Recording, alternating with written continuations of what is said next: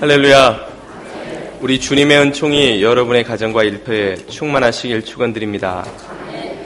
오늘은 여러분이 눈에 넣어도 아프지 않을 것 같은 자녀 혹은 손주를 한번 떠올려 보시기를 권해드립니다. 생각만 해도 기분이 행복해지시죠? 그런데 만약에 그 사랑스러운 자녀가 혹은 손주가 굶어서 죽게 된다면 여러분은 어떤 느낌이 드시겠습니까? 절대 일어날 법할 것 같지 않은 그런 일이 이 지구상에서는 많이 일어나고 있습니다. 전 세계에서 굶어 죽는 아이들의 수가 5초에 1명입니다. 예배를 시작하고 지금까지 한 30분이 지났다고 보고 약 360명의 아이들이 10살 미만의 아이들이 굶어서 죽었습니다. 2부와 3부 사이 1시간 반 정도 되는 시간이 지나면 1000명이 넘는 저희 전체 교인에 육박하는 수의 아이들이 역시 굶어서 죽습니다. 1년에 그렇게 죽는 아이들의 수가 약 600만 명입니다. 이 수는 아스피린 한 알만 있으면 고칠 수 있는 병으로 죽는 아이들이나 학대, 에이즈, 노예노동, 전쟁 등으로 죽는 아이들의 수는 제외한 수입니다. 이런 전 지구적인 재앙에 대해서 들을 때면 우리의 마음속에 두 가지 반응이 일어납니다. 첫째는 동정심이죠. 안타깝다. 어떻게 그런 일이 있을 수 있을까? 뭐라도 해야 할 텐데. 이어서 나타나는 두 번째 반응은 무력감입니다. 내가 뭘 할 수 있을까 도대체? 가난은 나라님도 구제를 못한다는데 한두 명도 아니고 몇백만이라는 수에 직면하면 도무지 나의 이 미약한 믿음과 힘과 능력으로는 아무런 일도 할 수 없을 것 같은 그런 무력감이 듭니다. 이 무력감은 5,000명을 먹이라는 예수님의 명령을 들은 제자들의 그것과도 같은 것입니다. 배고픈 5,000명의 군중을 앞에 두고 예수님은 제자들에게 너희가 먹을 것을 주어라고 하셨습니다. 제자들은 아니 200데나리온이나 되는 엄청난 돈으로 먹을 것을 사와도 이 사람들을 다 먹일 수 없을 텐데 고작 오병이어 보리떡 5개와 물고기 2마리만을 손에 쥔 우리가 어떻게 저들을 도울 수 있단 말입니까? 그들은 아마 한없는 무력감을 느꼈을 것입니다. 그러나 예수님은 그 오병이어를 가져오라고 하시고 그것을 축복하신 후 나누어 주게 하시자 5,000명이 먹고도 12강주리가 남았습니다. 이 기적이 우리에게 주는 메시지가 무엇입니까? 그것은 주님께서 세상을 구원하실 때에 쓰시는 것은 우리 손에 들린 지극히 작은 보잘것없어 보이는 오병이어라는 것입니다. 아무리 작은 것이라도 우리가 주님의 손에 맡겨드리면 그분께서 그것을 5,000명을 먹이는 데 쓰시고 이 세상을 구원하고 치유하는 데 쓰시는 것입니다. 오늘 본문의 주인공인 아브라함은 위대한 구원자로 등장합니다. 롯과 소돔 사람들이 메소포타미아 연합군에 의해서 모두 포로로 잡혀갔을 때에 그가 나서서 그들을 다 구출해 오는 것이 오늘 본문의 내용입니다. 그러나 아브라함은 이런 강력한 믿음과 용기의 사람이 아니었습니다. 창세기 12장에서 그가 부름을 받은 직후의 모습을 보면 가나안에 흉년이 들자 먹고 살겠다고 하나님께 물어보지도 않고 이집트로 피신했다가 그곳에서 자신의 목숨을 건지겠다고 아내를 누이라고 거짓말해서 팔아먹고 목숨을 부지한 사람입니다. 그런 믿음 없는 사람이 어떻게 이토록 위대한 구원자가 되었습니까? 그는 12장에서 주님의 극적인 도우심으로 구출받은 후 13장, 14장에서 많은 것을 깨달은 바가 있어서 주님께 돌아오는, 그래서 주님에게 쓰임받는 사람이 되었습니다. 오늘 우리는 아브라함이 어떻게 그 연약한 믿음의 소유자였더니까 이토록 위대한 구원자로 쓰임받을 수 있었는지 하는 것을 살펴보고자 합니다. 먼저 첫 번째 아브라함의 비밀은 동맹을 맺는 것이었습니다. 13절 한번 보시면 도망한 자가 히브리 사람 아브라함에게 와서 알리니 그때에 아브라함이 아모리 족속 마므레 상수리 숲을 근처에 거주하였더라. 마므레는 에스골의 형제요 또 아넬의 형제라. 이들은 아브라함과 동맹한 사람들이더라. 아마 도망한 이 사람은 롯의 부족, 롯의 종 중에 하나였을 것입니다. 그는 롯의 외삼촌이자 이전에 함께 있었던 아브라함에게 도움을 청하기 위해 달려왔고, 그때 아브라함이 거주했던 곳은 마므레 상수리 숲풀인데 그 지역에는 세 개의 부족이 있었습니다. 마므레라는 족장, 에스골, 아넬이라는 족장들이 이끄는 세 개의 부족이 있었고, 이 부족과 아브라함 부족이 지금 동맹을 맺고 있었다는 뜻이죠. 고대에는 법이나 군대, 경찰, 사회보장 시스템이 없었기 때문에 적의 공격을 받으면 무방비 상태에서 당하게 됩니다. 그런 이들이 안전을 보장받기 위해서 주변 지역에 있는 다른 부족들과 동맹을 맺는 일이 흔했던 것이고, 바로 아브라함은 그런 동맹을 지금 이 삼형제와 맺고 있었다는 것입니다. 후반부를 읽어보면 아브라함이 롯을 구출하는 작전에 이 세 명의 부족장들이 이끄는 부족원들이 함께 동행했었다는 것을 알 수 있습니다. 아브라함 혼자서는 도저히 감당할 수 없는 구출 작전이었기 때문에 그들이 동맹한 이들과 더불어서 함께 그 구출 작전을 성공시켰던 것이죠. 바로 이 동맹이 아브라함이 쓰임받게 된 첫 번째 비밀입니다. 오늘 우리들도 하나님 나라 백성들의 동맹 가운데 있어야만 하는 것입니다. 그것이 바로 교회요, 성도의 교제입니다. 기도로 서로 연대되고 뜨거운 사랑으로 묶여지고 성령 안에서 하나 된 믿음으로 연결된 이들이 가지는 영적 동맹, 이것이야말로 하나님께서 오늘 우리들을 교회로 부르시는 이유입니다.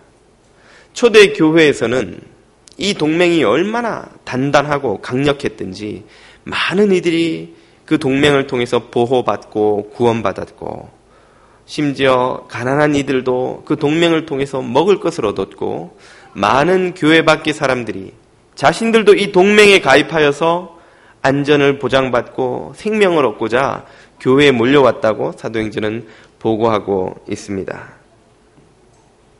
하나님께서 우리를 교회로 부르시는 이유가 무엇입니까? 그냥 집에서 혼자 계시를 받고 예수 믿고 그대로 있다가 천국 가면 될 텐데 왜 굳이 교회 와서 함께 예배하고 함께 구역 모임을 하고 함께 봉사하고 연대하도록 만드시는 것입니까? 그것은 우리가 영적인 동맹 가운데 들어와 있을 때에만 하나님께서 주시는 사명을 감당할 수 있기 때문입니다. 세상을 향해 주님이 행하시고자 하는 일을 우리 혼자서는 너무나 미약하고 연약하고 보잘것없는 나의 믿음, 나의 힘, 나의 능력으로는 감당할 수 없기 때문에 동맹을 통해서 교회 공동체가 함께 그 사명을 감당하라고 우리를 부르시는 것이죠. 예전에 동물의 왕국 같은 자연 다큐멘터리를 본 적이 있는데 거기서 사자들이 물소떼 사냥하는 모습이 나왔습니다. 사자들이 주로 타겟으로 삼는 물소떼는 무리들 가운데 있는 물소가 아니라 무리들과 떨어진 어린 물소, 병든 물소 혹은 여러 가지 이유로 그 무리와 떨어져 있는 물소들을 집중적으로 여러 마리의 사자들이 덤벼들어서 공략하더라는 것이죠. 그런데 이 물소들이 사자떼가 오는 것을 알고 자기들끼리 나름대로 진 같은 것을 칩니다. 어린 물소들을 가운데 두고 주변에 힘센 물소들이 둘러서서 뿔을 바깥으로 향한 채 사자들이 덤벼들지 못하게 방어를 하니까 이 사자들이 빙빙 돌다가 몇 번 덤벼들어 보았다가 그때마다 물소들의 이 뿔에 부딪혀서 나동그라지고 나서는 결국 포기하고 사냥을 포기하고 도망가 버리더라는 것입니다. 물소 때도 함께 동맹하고 있을 때 그들이 강력한 힘을 발휘하는 것입니다. 떨어지면 사자의 먹이가 되는 것입니다. 동맹에서 떨어져 나오면 혼자 힘으로는 도저히 그 사자들을 이겨낼 수도 없고 감당할 수 없다는 것이죠. 오늘 우리들의 신앙생활에도 똑같은 원리가 적용됩니다. 우리 혼자서 독야청청 성공적인 그리스도인이 될 수는 없는 것이죠. 오늘 여러분은 이 영적 동맹을 맺고 계십니까? 이 동맹의 일원 되실 수 있기를 축원드립니다. 두 번째 아브라함의 비밀은 준비를 하라 하는 것입니다. 준비를 잘 하라. 14절은 이렇게 말합니다. 아브라함이 그의 조카가 사로잡혔음을 듣고 집에서 길리고 훈련된 자 318명을 거느리고 단까지 쫓아가서 아브라함이 조카를 구원하기 위해서 동원한 자신의 부족원들은 318명이라고 했습니다. 적지 않은 규모지요. 그러나 우리가 주목해야 할 것은 이 318명이 어떤 318명이냐 하는 것입니다. 그들은 집에서 길려지고 훈련된 준비된 자들입니다. 유사시에 그들의 부족을 방어할 수 있도록 혹은 동맹들의 위협을 막아줄 수 있도록 준비되고 훈련된 자들이었기 때문에 그들이 이 전투를 성공적으로 수행하고 구출 작전을 성공할 수 있었다는 것이죠. 오늘 우리 그리스도인들도 하나님에게 쓰임받아서 이 세상을 구원하는 도구가 되기 위해서는 준비를 해야 됩니다. 준비하지 않은 이들이 쓰임받기란 대단히 어려운 것이죠. 어떤 준비를 어떻게 해야 됩니까? 첫째로 우리는 시간을 많이 준비해야 합니다. 제가 대학 다닐 때 한 선배가 실명을 거론해도 괜찮을 것 같습니다. 박천학이라는 이름의 선배가 후배들로부터 아주 존경을 받았는데 그 선배가 졸업을 하고 구한 직장이 주일에도 수시로 출근을 해야 되는 직장이었습니다. 토요일날 퇴근하면서 과장님이 우리 내일 일이 좀 많으니까 모입시다 이러면 다 출근을 해야 되는 거예요. 주일날 수시로 그런 모임을 주일날 출근을 해야 되는 상황이어서 이 선배가 고민에 빠졌습니다. 주일 예배는 물론이거니와 주일 학교 교사 봉사도 해야 되고 자기가 교회에서 맡은 일이 많은데 어떻게 하면 좋을까 고민하던 끝에 이 선배가 매일 아침 출근 시간에 1시간씩 일찍 출근하기로 한 것입니다. 그래서 아침에 벌게 된 1시간 동안 사무실도 정리해놓고 청소도 할 수 있으면 해놓고 또 자기가 할 일은 미리 다 끝내놓고 또 다른 직원들을 도와줄 수 있는 일까지 해놓고 항상 이 선배가 그 사무실에서 일동으로 출근하는 직원이 된 것입니다. 그리고 동료들이 야근을 해야 되거나 불가피한 일이 생기면 자기가 언제라도 스케줄만 겹치지 않으면 도와주겠노라고 하고 이런저런 일들을 대신 맡아주는 그런 수고를 마다하지 않았습니다. 그러고 나자 토요일날 과장이 내일 우리 한번 모입시다. 출근합시다. 그렇게 말해도 이 박천학 선배가 찾아가서 정중하게 과장님 주일 예배를 위해서 제가 못 나오는 것을 좀 양해를 해 주십시오. 다른 직원들은 그러면 거의 익스큐즈가 안 되고 혹은 되더라도 미움을 사기 마련인데 이 과장이 박천학 선배가 가면 흔쾌히 예스 해주는 겁니다. 그리고 그런 예외들이 자꾸 반복되면 다른 직원들에게서 불평이 나올 법도 한데 직원들이 이 박천학 선배한테는 불평하지 않는 거예요. 무엇 때문입니까? 그가 시간을 많이 벌어놓았기 때문입니다. 동료 직원들과 부서를 위해서 매일 1시간씩 그리고 다른 일들이 있을 때마다 굳은 일은 자기가 맡아 하는 것을 마다하지 않는 방식으로 시간을 벌고 신뢰를 벌어놓았기 때문에 그런 상황에서도 귀하게 교회를 섬기는 일에 쓰임받을 수 있었다는 것이죠. 두 번째 우리가 준비해야 할 것은 돈을 준비하는 것입니다. 돈을 어떻게 준비하는 것이냐? 그것은 나누기 위해서 우리에게 수입이 필요하다는 관점입니다. 에베소서 4장 28절을 보면 바울이 이렇게 말하는 장면이 나옵니다. 도둑질하는 자는 다시 도둑질하지 말고 돌이켜 가난한 자에게 구제할 수 있도록 자기 손으로 수고하여 선한 일을 하라. 열심히 일하라 그 말이죠. 근데 일하는 목적이 인상적입니다. 가난한 자에게 구제할 것이 있도록, 구제할 수 있도록 하려면 돈이 필요하다. 그렇기 위해서 열심히 일하라. 이것은 초대교회 그리스도인들과 오늘 현대 그리스도인들 사이에 있는 큰 간격을 보여주는 것이겠죠.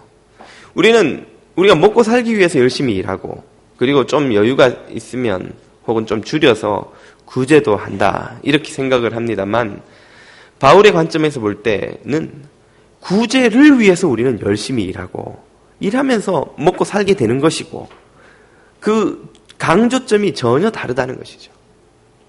그리스도인은 나눌 것이 있도록 하기 위해서 돈을 벌어야 하는 사명을 가진 하나님 나라의 백성입니다.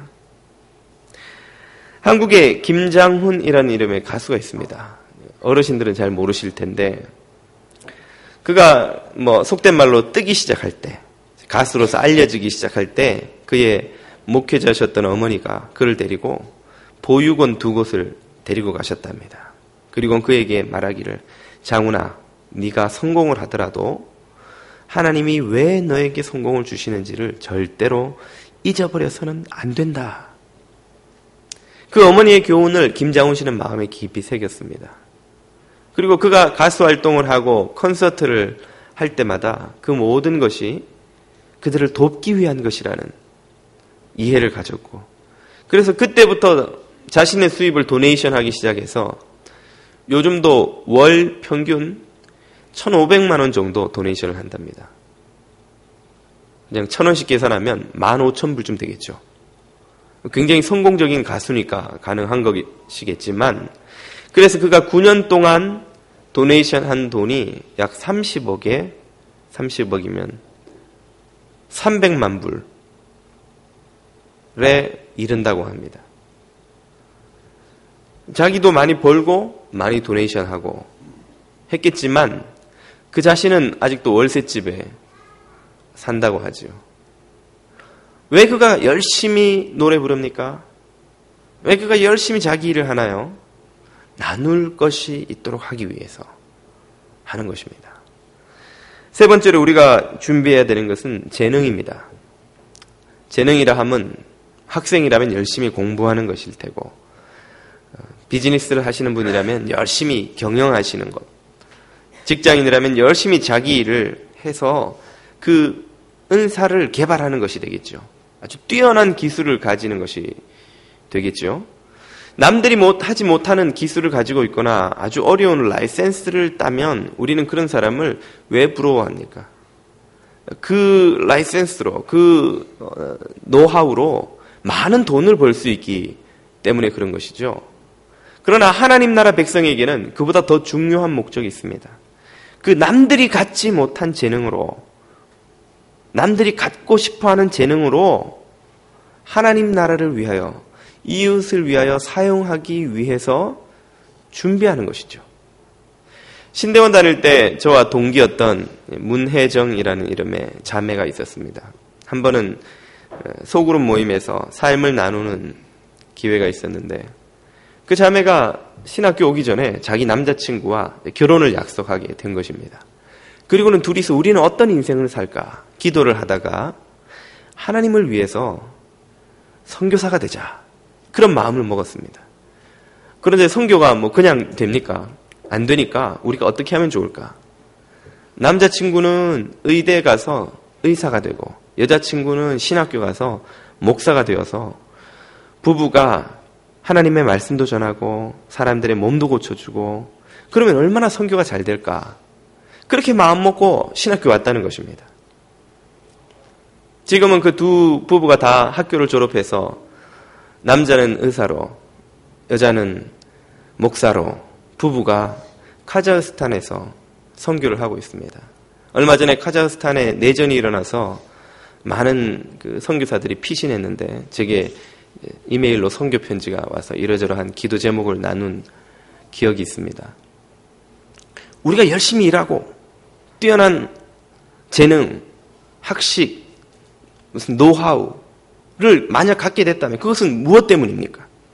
그것이 우리에게 더 높은 사회적 지위와 큰 집과 좋은 차를 가져다 주기 때문인가요?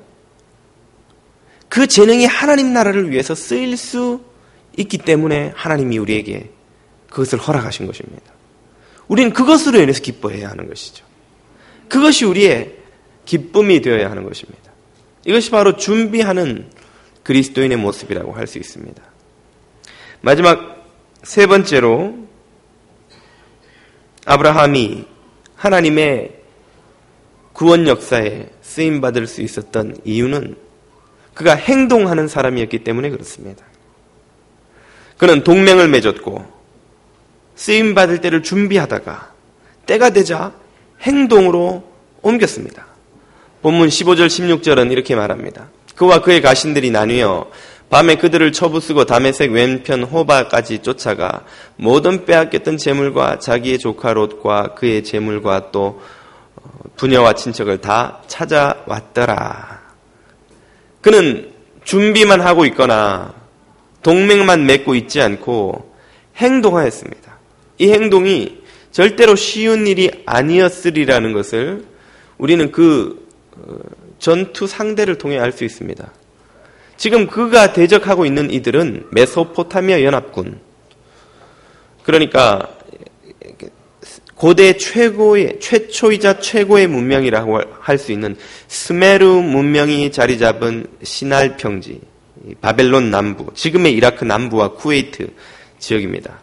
거기에 자리 잡고 있었던 4개 대도시 국가 연합군입니다. 이 연합군이 얼마나 강력했던지 소돔을 중심으로 한 5개의 가나안에서 가장 강력한 도시국가 연합이 그 전투에서 지고 다 빼앗긴 상태입니다. 다 포로로 잡혀간 상태죠. 그 중에 한 명으로 롯도 지금 잡혀가고 있는 것입니다. 그들을 구출해내기 위해서 나선 이들은 이 팔레스틴 산지에 유목하는 이 아브라함과 그의 동맹군 몇 명입니다. 아브라함 군대 한 318명. 그럼 그 주변 군들 좀 하면 한 1000명 남짓 될까요? 이 메소포타미아 연합군과 도저히 비교가 안 되는 게릴라 부대 같은 군인들인 겁니다. 이건 마치 글쎄요, 미국이나 영국, 북유럽 연합군, 서구 선진국 연합군을 저 남미 어느 골짜기에 있는 민병대원들이 K1 소총인가요? 옛날 거 소총 하나 들고 그리고 지금 전투를 해서 이기겠다고 나서는 것과 같은 일입니다. 목숨을 건 행동인 것입니다. 아브라함의 승리의 비결은 기습에 있었죠. 기습을 통해서 목숨을 건 전투를 승리하고 그들은 잡혀갔던 조카와 그 소돔성 가나안 일대의 포로들을 다 구출해 오는 성공적인 전투를 수행하게 됩니다. 이 행동했다는 것, 이것이 바로 동정과 사랑의 경계선입니다. 어려운 이들을 보고 굶주리는 아이들을 보고 눈물을 흘리는 것은 동정입니다. 그 아이들을 위해 나의 시간과 돈을 내어놓는 것, 그것이 사랑이죠. 그 행동이 있음과 행동 없음이 동정과 사랑을 가르는 것입니다. 동정은 누구나 느낄 수 있는 것입니다. 동정은 자연스러운 인간의 본성입니다. 그러나 사랑은 우리의 의지적인 행동으로 옮기는 그 의지입니다. 그러므로 사랑은 감정이 아니라 의지이며 행동입니다. 아브라함은 이 행동하는 사람이 되어서 하나님의 구원의 도구가 된 것이죠. 한 패밀리를 더 소개해드리고자 합니다. 한국의 영화 배우 탤런트 중에 정혜영 씨와 그의 남편 가수 션이라는 사람이 있습니다. 션이 뭐야? 이름이 션이랍니다. 어쩌겠어요. 자기가 그렇다는데. 예, 정혜영 씨와 션 부부가 필리핀에 빈민 지역에 있는 아이 6명을 한 명당 35,000원씩 매달 후원하는 후원 사역을 동참을 했답니다. 6명을 돕고 있는데 그 중에 한 아이가 편지를 보내오기를 엄마 고마워요 이렇게 정희영 씨에게 보내온 거예요. 물론 정희영 씨에겐 3명의 아이가 있는데 또 자기가 후원한 아이가 자기 보고 엄마라고 부르니까 그게 감동이 돼서 3명의 아이를 남편에게 다 맡기고 필리핀에 직접 갔답니다. 그 아이를 보러. 가서 보니까 그 단칸방 사이즈의 조그만 그 방에 온 가족이 다 함께 사는 그 비참한 삶이더라는 것이죠. 그리고 그 집의 아이가 자기가 보내주는 35,000원으로 교육을 받고 의료 서비스를 받고 그리고 장차 꿈을 가지고 살아갈 수 있도록 도움을 받는다는 사실을 깨닫고는 큰 또 보람을 느꼈습니다. 그리고 돌아와서 남편과 이런저런 의논을 하다 보니까 이 부부가 집을 사기로 했는데 은행에 론을 받아서 매달 내일 이자를 계산해 보니까 이자만 350만 원씩 나가게 되더랍니다. 아마 둘 사람 다 연예인 부부니까 뭐 좋은 집을 계획했겠죠. 우리도 우리 집을 장만하자. 그리고 계획을 해서 매달 350만 원씩 이자를 낼 생각을 하고 보니까 한 아이를 35,000원씩 후원하면 100명을 후원할 수 있다는 걸 발견한 것입니다. 우리가 이 350만 원을 집값 이자로 낼 것이냐 아니면 이 아이들을 돕는 데 쓸 것이냐. 부부가 기도하다가 집을 포기하고 매달 350만 원으로 100명의 빈민 지역 아이들을 후원하기로 결정한 것입니다. 그때부터 그들은 103명의 아이 엄마, 아이 아빠가 되었습니다. 자신의 아이 셋, 그리고 자기가 후원하는 빈민 지역의 아이들 100명. 그렇게 후원을 하다 보니까 이 후원도 중독이 되나 봐요. 부부 동반 CF 제의가 들어와서 CF를 찍었는데 꽤 큰 목돈이 들어왔답니다. 이 목돈을 어디에 어떻게 쓸 것인가 부부가 의논하다가 외국에 있는 아이들만 돕지 말고 우리 한국 아이들도 돕자고 하여서 국내에 있는 아이들 100명을 결연해서 또 후원하기 시작하였습니다. 그 부부가 지금 기도하고 있는 것은 어서 속히 북한의 문이 열려서 북한 아이들 100명을 후원하게 해달라고 그렇게 기도하고 있다고 합니다. 사람들이 이 부부에게 묻는답니다. 아이가 셋이나 되는데 아이들의 미래를 위해서 재테크를 좀 해야 되지 않습니까? 그렇게 다 후원으로 써버리면 어떻게 합니까? 이 부부는 답하기를 우리 아이들이 자랐을 때에 세상이 좀 더 밝은 곳이 되도록 하는 것, 그것이 우리의 재테크입니다. 그 부부는 자신들의 아이들의 운명이 하나님의 은혜 안에 있다는 것을 믿고 그런 귀한 사역에 동참하고 있는 것입니다. 오늘 세상을 구하는 행동은 어떤 것입니까? 먼 미래에 하는 위대한 희생일까요? 누가 내게 총을 들이대고 예수 믿을래 죽을래 라고 묻는다면 나는 기꺼이 순교를 택하겠노라고 여러분이 작정해보는 언젠가 일어날지 말지도 모를 그런 결단입니까? 오늘 세상을 바꾸는 것은 지금 이 순간 우리가 행동으로 옮기는 작은 실천입니다. 우리의 손에 들려있는 오병이요, 보잘것없는 것들로 주님 앞에 드렸을 때에 그것들이 세상을 구원하는 주님의 구원의 도구가 된다는 것이죠. 왜 우리가 그 오병이어를 주님께 드리는 것이 마땅합니까? 주님께서 말씀하시기를 너희가 먹을 것을 주어라 고 하셨기 때문입니다. 너희가 먹을 것을 주어라. 그 부름에 응답하여 오병이어를 내어놓은 이들은 하나님의 손에서 그것이 5,000명을 먹이는 기적으로 변화된 것을 보았습니다. 오늘 우리들의 오병이어는 어디에 있습니까? 이 시간에는 월드비전에서 준비한 영상을 잠시 보시도록 하겠습니다.